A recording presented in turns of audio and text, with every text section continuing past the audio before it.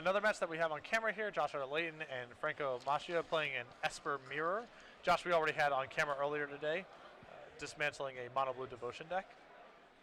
Prepare yourselves here, because we got an Esper Mirror and we have one of the best players in the world in an Esper Mirror. So I feel like there's going to be a lot to learn here. As we're in game number 1, you see the life totals of 27-20 between Utter-Leyton and Macchia, and we'll see exactly how things are going to go here. Because I think, one thing with the Esper Mirror is I think both these players are probably going to play pretty quickly in game 1 because there's a lot of irrelevant and dead cards in both players' hands. A lot of the removal and the wrath effects and stuff like that, they just don't matter. You just want to make sure that you hit all of your land drops and get to the point in the game that actually matters, which is resolving an Aetherling. Yes. But you want to make sure that you can actually get game 1 over with in time so that you can play sideboard a game. So you take a look at Utter-Leyton's hand. He does have Aetherling in his hand, but now you play this little game of back and forth of, all right, well, how do I get to resolve this Aetherling?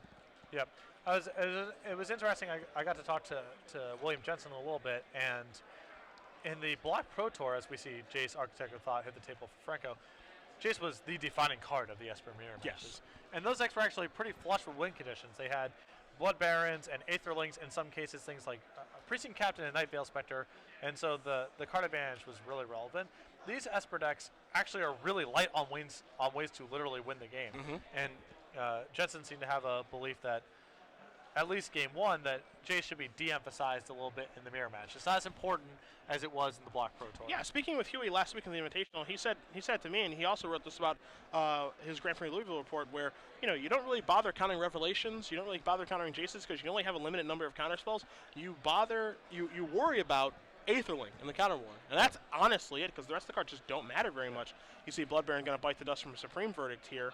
Shades of Carlos Romao and the Brazilian team figuring out that you don't counter the card drawing spells in the Psychotog mirror, because only the Psychotogs matter at the end of the day. Yep, that's the only thing you have to counter, and that actually led him to being a world champion. Yeah. So Blood Baron bites the dust. You see a pretty clear board here for the most part. Both players are going to they have a ton of lands. They're obviously going to have a ton of lands. Oftentimes what people say about a control mirror is the first person to miss a land drop loses. It's definitely a horrible thing to have happen. See, Utter-Leyton's tapping 6 mana, so he feels like the coast is clear. Let's go for Aetherling. I wouldn't be surprised, if he has Dissolve back up for this Aetherling. You also see another Aetherling in his hand, but now the deadly that resolves has been uttered for Macchia, and now he's in a world of trouble because, sure, he's got a bunch of cards in his hand, he's got a Jace, but the most important thing just happened, as here's a hero's downfall. Josh says, Bling, get out. Yep. For those of you unfamiliar with these sort of control matchups, it is extremely hard to fight through one person having Aetherling if you're on the other side of it. Mm-hmm. Every removal spell in your hand turns into fog, so you get a little bit of value there.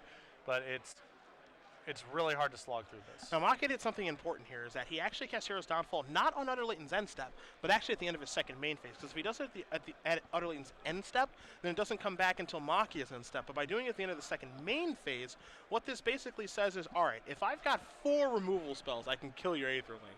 Now, sure, 4 is a lot. Yep. But if he does have, Doomblade, Hero's Downfall, or, Verdict plus 3 spot removal spells, he's actually going to get the job done. So he actually gives himself the opportunity to get there, which I like by him. Yep. As you see, Franco here, he just used Jace, Architect of Thought to find his own Aetherling. Josh with a backup Aetherling in his hand. Yeah, the big thing here for Franco, he's going to end up tapping some mana to cast an Aetherling of his own, is that he likely doesn't know that Utter-Leyton plays 2 Aetherlings, because you look at Franco's deck list, he only plays 1. You look at Huey Jensen's deck list over the past couple of tournaments, only playing 1. Most people are only playing 1 of this card. Having a backup one gives you an edge in the mirror because you can get a little bit more unwieldy with the first one. Yes. Watergrave going to come into play on tap for Macchia here. He does resolve anything, so both players do have Aetherlings in play. You take a look at the life totals now, however, 27-18. So Utter-Leyton is in the lead, and his Aetherling, since it's here first, can really begin to chase down Macchia's life total. Yeah, critically, this is a place where Azorius Charm can also play a role in a big life link swing. That's a way for Franco to catch up with this race. Hero's Downfall going to target the Aetherling. Now he's going to pass the turn back, it looks like. So Josh says, okay, so this is on the end step after end of turn triggers clear. So now Macchia's got access to only 2, looks like, actually I take that back, 3 blue mana. Looks like a set of Watery Graves he has access to protect his Aetherling. But you have to understand what to do in the Aetherling fights, because what you want to do in the Aetherling fights, at least from my experience, is that you want it to be, and it looks like Josh is going to play another Aetherling, and he is, so the jig is up on him having 2 of those, but you just want to use Hero's Downfall as a fog. Yep. Instead of just, he's kind of using it as fog right now, but you'd rather have him sink all of that mana, which would be 4 of it, and then a 5th one to blink it instead of just doing it when he's doing it. Yeah, just managing your removal spells, trying to make it as awkward or uncomfortable for your opponent as possible to spend all their mana on Aetherling, making it unblockable and untargetable, leaving additional mana left back to protect it against other removal spells you can have. It's a lot about controlling the resources. So you see on Aetherling for Macchia, it's going to go unblockable. Now it's going to come into the red zone. We're going to see a bunch of this back and forth. There's your bunch of pumps. Josh says, all right, Devour Flesh it. Make you spend a blue, make you blink it out. This is basically a fog. Every removal spell is basically going to be a fog at this point. The difference here is that for Josh has 2 Aetherlings. So 1 removal spell, not going to get the job done. Forces Macchia to have 2 removal spells for both of those Aetherlings to be double fogs, which makes things very, very difficult. The important thing here, too, for Utter-Leyton is that he's got tons of mana. And at this point, if you're Josh, nothing else honestly really matters. You just want to draw lands. Yep. So that you can just activate these Aetherlings as much as you can. You know, double activate them, double protect them, and just get this game over with. Because you see the clock in the middle there, 29:34 and ticking down. You want to have game 1 over with around that 25, 20-minute mark so that you have enough time to play sideboarded games. Yes. Sideboarded games, of course, go way faster in this matchup.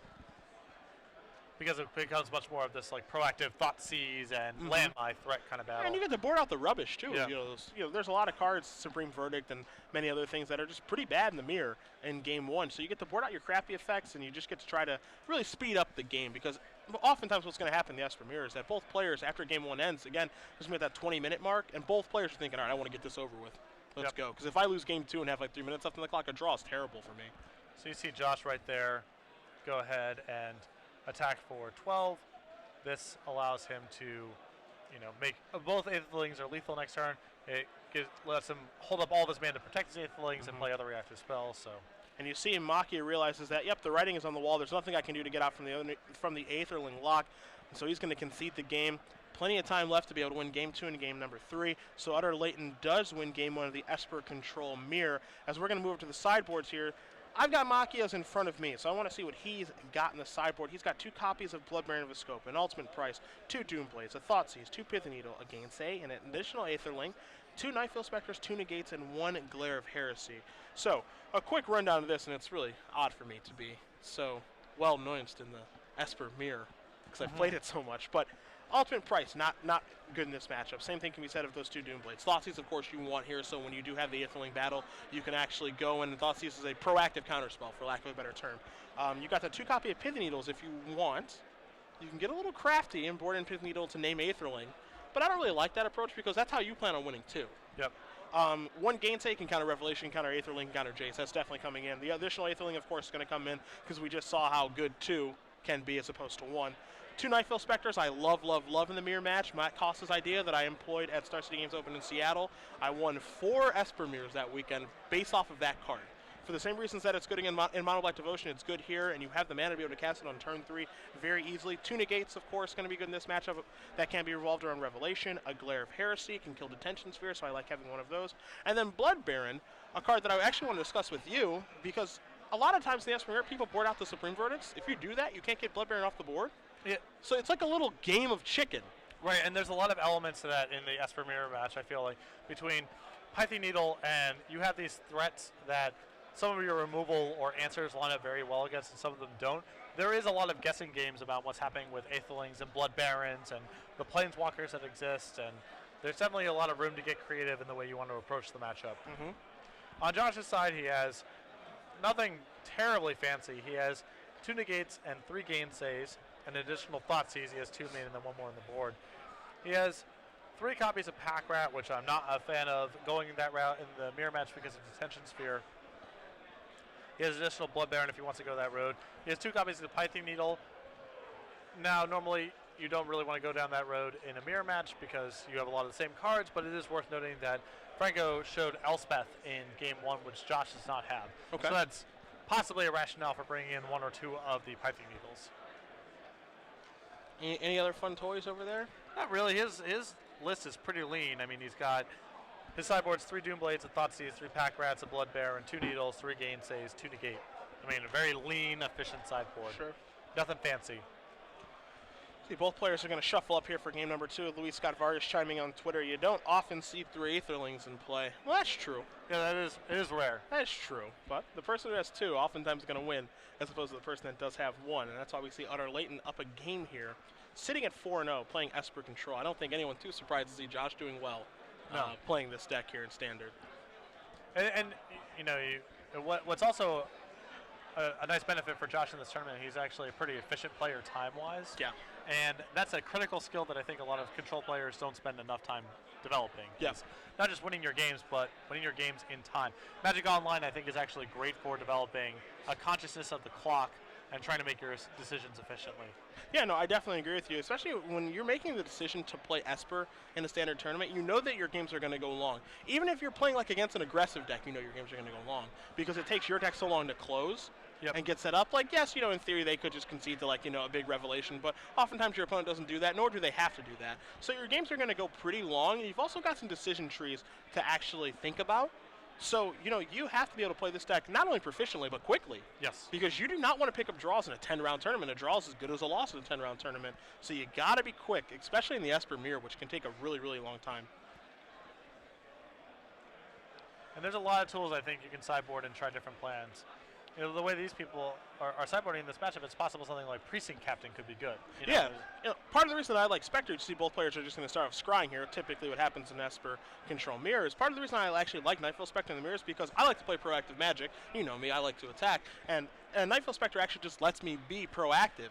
And actually just close out games pretty quickly, but also it just has a huge impact in the mirror if it connects once or twice. It's going to give me a land, it might give me a counter spell, it might give me a Jace, what have you. So, everything about that card kind of adds up to the way that I actually like to play Magic, and I loved it in the mirror when I played in Seattle 2 weeks ago.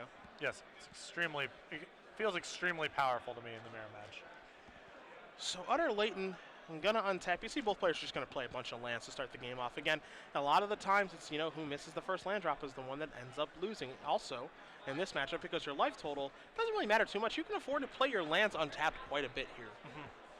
See, Utter-Leyton's going to cycle on Azorius Charm on the end step, going to draw a card, draws a Temple of Silence, has a Watery Grave there too. So we'll see the first one who's actually going to flinch on playing a relevant spell in this game.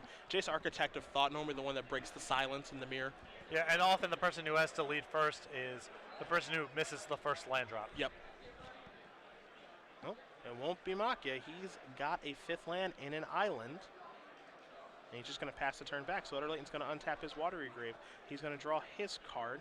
It's an Azorius Charm. You see a Dissolve in his hand. You see the Temple of Silence in his hand as well. There is your Temple. Here is your Scry. Bottoms up, he says to that card. I'm just going to pass the turn back. So Macchia is going to draw his card. He draws a Watery Grave.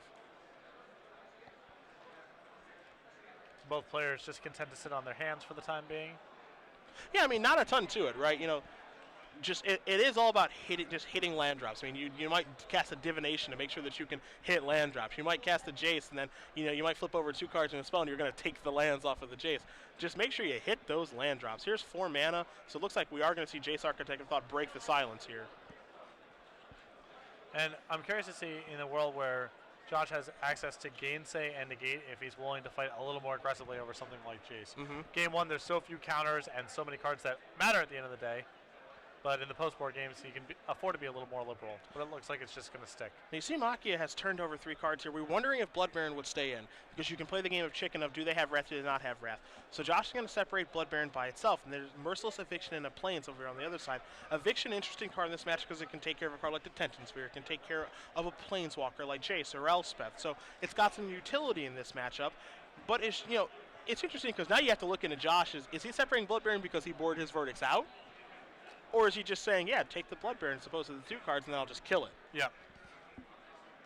So it looks like Blood Baron's going to go to the bottom there. And I think that Macchia is a little light on lands in hand, so that Plains actually might have been the most valuable card of the 3 to him. So Josh is going to cycle an Azorius Charm. He's going to draw a Dissolve off of that. Quickly untap his lands. Let's see what he finds for his draw step this turn. It's a Thoughtseize. He does have a couple more lands in his hand, so is he going to lead out with Thoughtseize? He is. You see Macchia quickly pull Negate forward. Says, I do not want you to see what's in my hand. Will Josh fight back over this with a Dissolve? Well, I mean, this is a spot where Josh is either going to be fighting over this Thoughtseize or adding something powerful to the board of his own this turn. This is a great opening for him to land something. I really like the way that Thoughtseize forces the action too. Yeah. Just all by itself, and makes it makes Macchia use one of his counterspells in the matchup. And again, counterspells are not something that are plentiful, in these Esper decks. They've got about 5 or 6 throughout their 75, so each one is very important. So Macchia's going to play a land. He's got a Plains, the card that was found off of the Jace, so not giving away any extra information. And I want to see what he's going to do with this Jace here that's on 2. Because he could tick it up to 3, or he could just let it go. Because now if he ticks it up to 3, it could get Hero's Downfall as, wow, he's going to go for an Aether Link Macchia is just trying to stick it right here. Well, we know Josh had a Dissolve in his hand, so that's not going to happen. I'm a little surprised to see that happen. It's a very aggressive, I mean, the fact that Josh didn't fight over the Thoughtseize, nor did he lead up with that Thoughtseize with anything else. Macchia might have taken that as a sign that Josh was light on action or something, but that did seem like an early spot in the game to try to go for it. Scry from the Dissolve is going to go in the bottom. Josh draws a Temple of Deceit for the turn. It's a very, very big risk because now there's one less Aetherling, and there's the chance that Josh could just tag another Aetherling with the Thoughtseize, and then it's going to be very difficult for Macchia to win. But either way, here is a Jace Architect of Thought for Utter-Leyton. He's going to go minus. He's going to turn over 3 cards. You got a Gainsay, a Jace, and a Detention Sphere. Best of luck splitting these.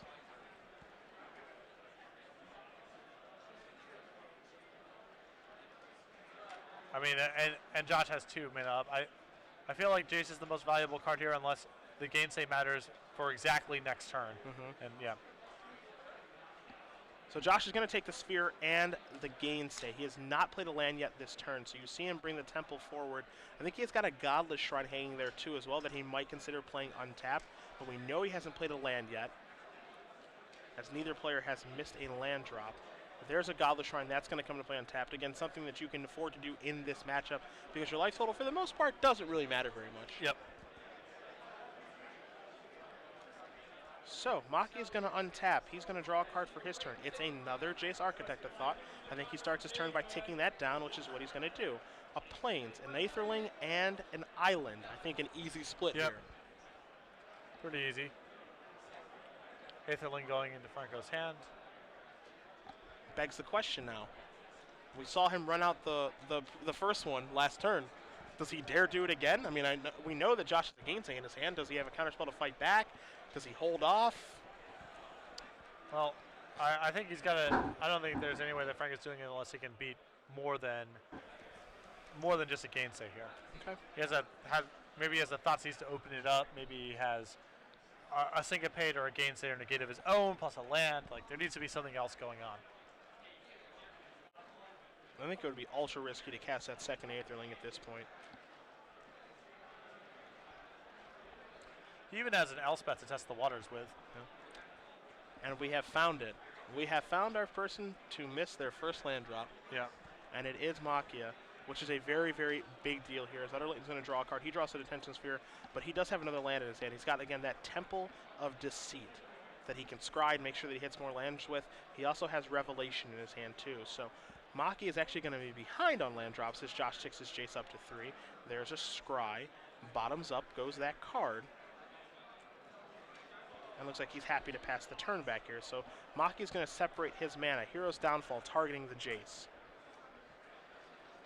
Josh says that's fine. And in some ways it feels like Franco, so that Josh has sort of broken serve here, if that makes sense. Okay. He's gotten to untap with a lot of resources. Macchia is getting constricted on mana. And Josh is in a position where he can start maybe even test spelling with one of his Revelations soon to get ahead on resources and land drops and maybe land an Aetherling sometime in the near future. Jace going to move up there for Franco, and I would not be surprised at all just to see Josh just jam a Revelation here on the end step and be that test spell, and there's exactly what he's going to do. So he's going to catch Revelation for 4 here and say, hey, is this okay? And Macchia says, that's just fine with me. So gain 4, draw 4 is what Utter-Leyton is going to do. Yeah, and with Josh having very close to a full hand anyway, I would be surprised to have seen Franco fight over that Revelations. And Josh is perfectly fine, again, fighting over that card, like letting Franco counter it again. Absolutely. Yeah, because counterspells are at such a premium in this matchup, and there's typically between 5 to 7 after sideboard throughout a 75, so each one is a big deal. So Josh is going to try to be a little bit proactive this turn to prevent discarding a bunch of cards. So we're going to see a detention sphere.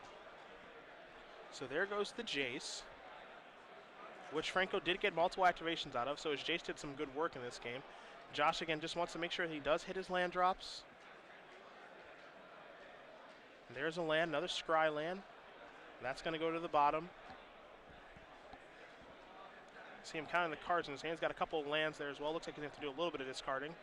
So before he does that, Macchia says, can I resolve a Revelation of my own for 4? And this, it looks like Josh is going to let that go. I was going to say, Franco's Revelation is much more powerful for him here than Josh's was for Josh, because Franco's tight on land drops and just total cards in hand, but Josh was still not interested in fighting over it. So Franco draws a bunch of cards. Among them was a Blood Baron of Viscopa, so let's see how he wants to lead out on these couple of turns. Looks like he's going to start the show off with a Thought Seize. And that's always a good place to start in the Esper Mirror. Yep. See what's going on and work with information, strip a reactive card. So you see a hand here for Utter-Leyton. He's got a Negate. He's got a Gainsay that we've known about for a little while. Dissolve as well. There's a Jace, there's a Detention Sphere, there's a Revelation, and a land. So a lot of reactive cards in his hand. Yep. None of these too great to choose from with Thoughtseize. I think if I'm in this situation and we don't have Franco's hand, of course we're not working with perfect information, but to me the Revelation feels the most scary. I think the card you want to take, it's got to either be, if you care about just which text boxes matter, then I would select Dissolve. If raw card count matters, then it's Revelations. Okay. So those are the two cards that I would gravitate towards. Okay. It's tough here because, you know, what are you most concerned with depending on your hand? And he is going to take the Dissolve. So I guess this could be a situation here where he says, take that, slam a Blood Baron, cross my fingers, I guess?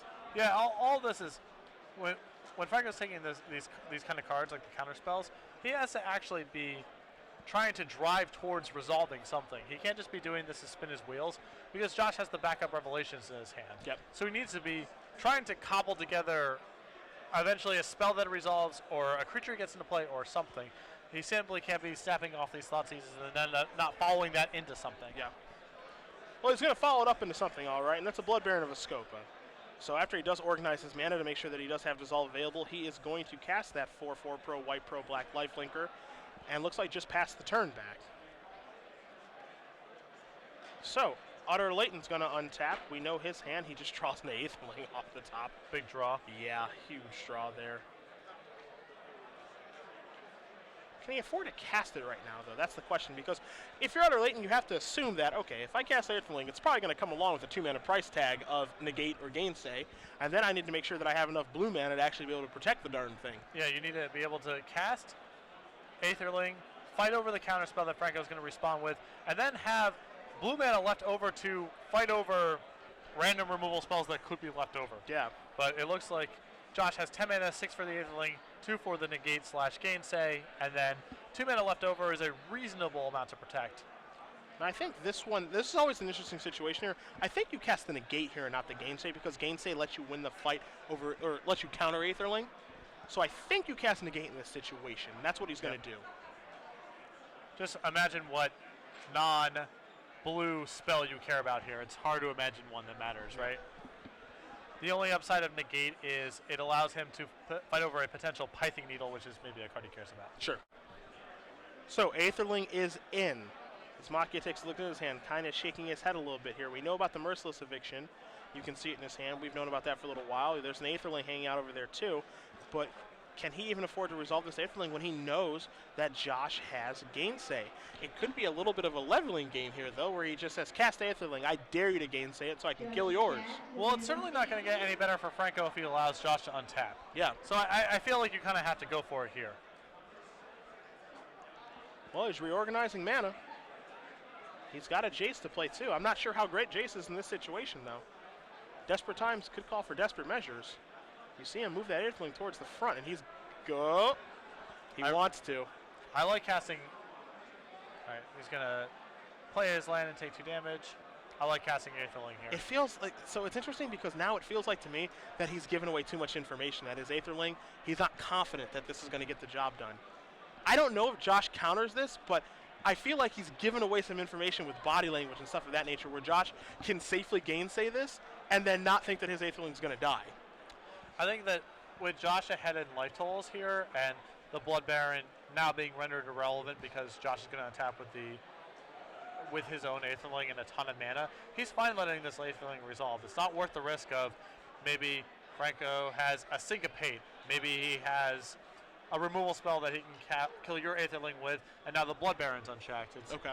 I feel like Josh has enough of an advantage from this position that it's not worth fighting over this. Just keep your gainsay. He's going to be able to untap next turn, hit for a bunch, basically represent lethal in 2 turns. Well, I don't think he's going to fight over this. I mean, he's definitely debating it. I think he is going to gainsay it now. And I thought that was really interesting because of how Macchia was so kind of hesitant to cast it. Yeah. And so now he's going to dissolve back, so he's going to get the opportunity to scry. But yeah, I think that maybe Josh picked up on something here that said, okay, like I can gainsay this and you can't kill mine. Yeah, no, and if that's the suspicion that Josh had, that's totally fine. Again, I'm more speaking of sort of from an abstract perspective. Like, what are the risks of gainsaying here? Absolutely. But Franco's body language really didn't indicate that he had a very strong holding there, right? Yes. There was no tricking going on there. And gainsay, the draw there for Josh, that gainsay is actually a huge draw for him because that's one that Franco doesn't know about from that Thoughtseize. Yeah. See, Josh is going to reorganize his mana here, trying to figure out, all right, Aetherling, let's get this over with here. Let's make sure we can get this done in 2 shots. Make sure I've got enough mana to actually attack and blink and block and blink out again of the Blood Baron. Make sure I don't take any unnecessary damage or no lifelink, all that good stuff. See, Josh also looks like he's considering playing a Jace.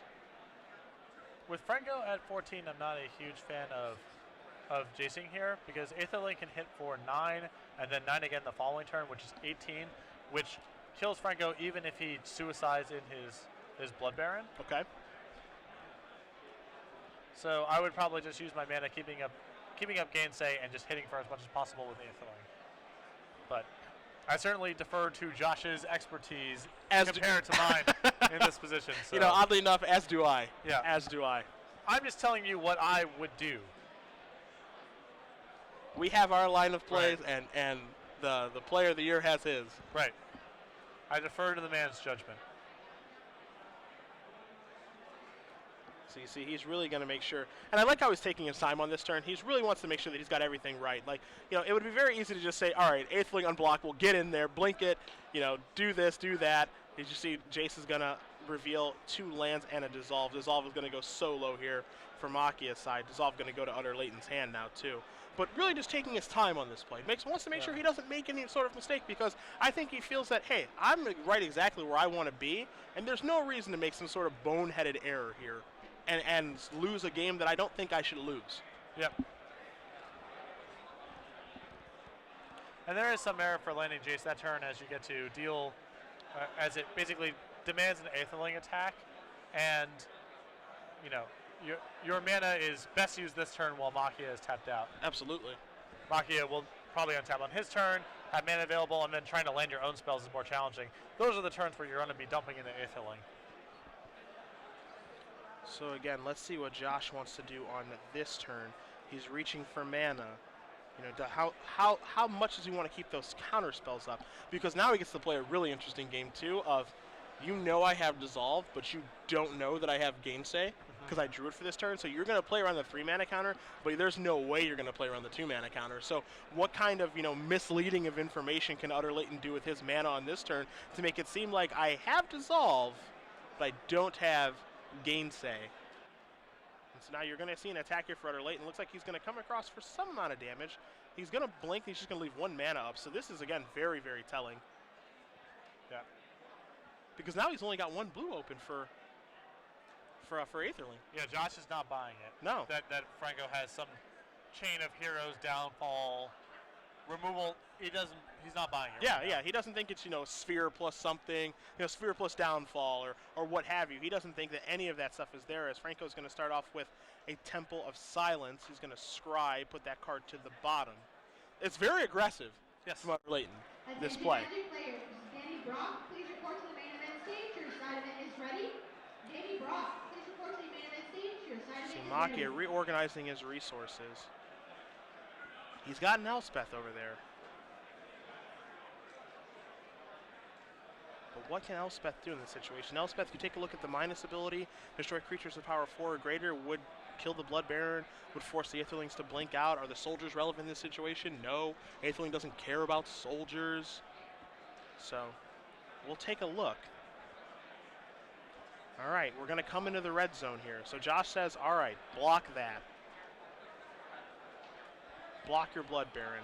I don't think you have anything. Is he... The question, I think another interesting question here is he even going to blink? I think the situation he doesn't even blink, yeah.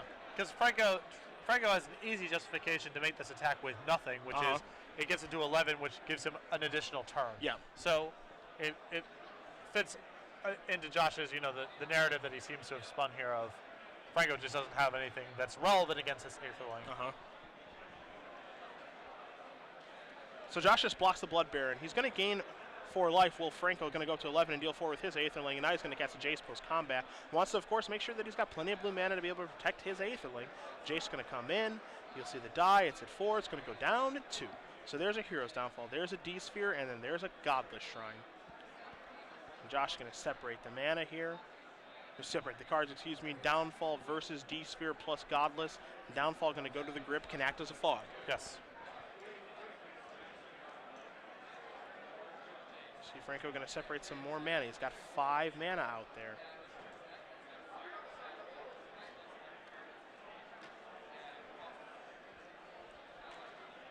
What to do, what to do. Josh himself under some amount of pressure here as well. That Aetherling's in play and representing a 3-turn clock. Or 2 turns rather, sorry. Yeah, 2 turns, yeah.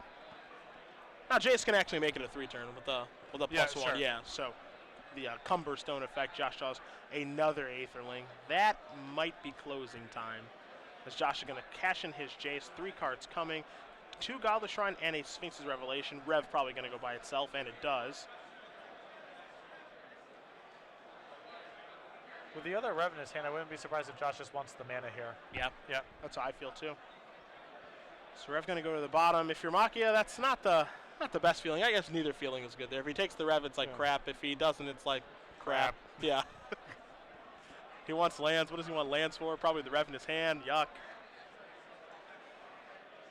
So Josh is sitting here with 1, 2, 3, 4. He's got 10 mana in play. Hasn't played a land yet, so he can have 11 mana. He can have 11 mana here. And again, carefully navigating things here. Yep. Aware of Hero's Downfall now in Franco's hand. The second Aetherling is very valuable here insofar as it cuts another turn out of the game for Franco. Yep. Or from Josh's side. And he's going to slam that other Aetherling yet again. See, Franco's going to go through his hand. He sees that I don't have an answer. I've got a Hero's Downfall. I've got a Merciless Eviction. I've got an Elspeth.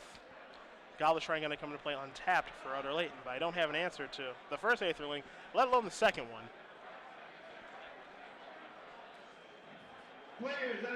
So Josh going to come across for 4. Says I'm going to pump once, deal you 5, put you down to 6. So here's the Hero's Downfall. Josh going to clearly blink out his Aetherling. Don't let that die. Comes back. And that's it for his turn, I believe. So, Macchia going to untap here. Draws a negate. Not the best in this situation. No.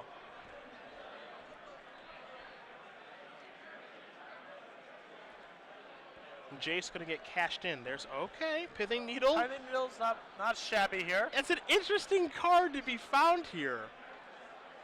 There's your separate. He's going to do that very, very quickly as Macchia. So now, how does this change things? Because the Needle, I think, is a great place to start. Well, not necessarily because Franco's going to want to get in some amount of damage with his Aetherling, right? I think so. Okay, so he's going to go. This is interesting. All right, so he's going to go unblockable style. Josh says, that's fine. How much you want to deal me? See, I'm counting his mana. 1, 2, 3, 4, 5, 6, 7, 8, 9. He's got 10 mana, 10 mana untapped, 11 total in play. Does Macchia. See, this to me, this attack felt a little bit hasty. Because you see how he's kind of counting his lands? I'm not sure he knows exactly what he wants to do with all of his mana this turn. I don't feel like he's navigated the turn in a fashion that I think he's comfortable with. I don't think he knows all the things he can do and has weighed everything that Josh can do. Because now Josh is going to go, all right, blink out my Aetherling. So is that okay? Yes. Is he going to blink out the other one? Looks like he's not. Looks like he's going to keep counter magic available. Remember, Franco's own Aetherling is also locked up now, so any sweeper is going to also take care of his own Aetherling as well. Okay, so this is all in response to the needle. Yep. We go, blink my Aetherling. Franco says, blink my Aetherling. Josh says, attempt to blink my Aetherling. So that's okay. So now Aetherlings are not in play. Just says Aetherling on Aetherling isn't fun. It's definitely confusing. Here's a bunch of mana. Here's an Elspeth. So now Elspeth can make tokens, and tokens are actually kind of relevant here. Yeah.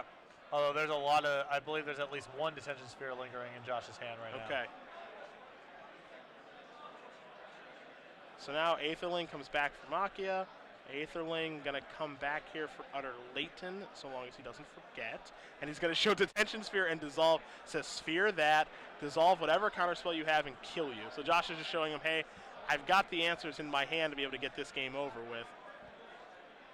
Yeah, so I want to needle that, make these unblockable, and kill you.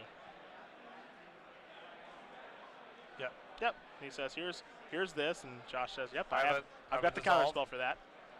And so Josh was trying to save a little bit of time. He says, all right, I'm going to go through this just to show you exactly what I'm going to do. He's trying to save time, but Macchia says, let's just play it out really quick. So Josh is going to play a land untapped. He's going to cast Sphere on Needle. He's going to counter it. Josh says, I'm going to dissolve it.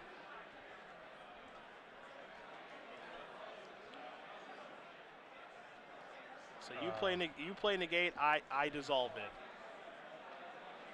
Tap my mana appropriately. And then he's going to make Aetherling unblockable. You see him sliding the mana forward here. So there's my dissolve mana. The two blue-black lands are for unblockable on each one. Yeah. Yeah, unblockable, attack. Not Elspeth. I promise it'll be you. And get you for enough damage to kill you.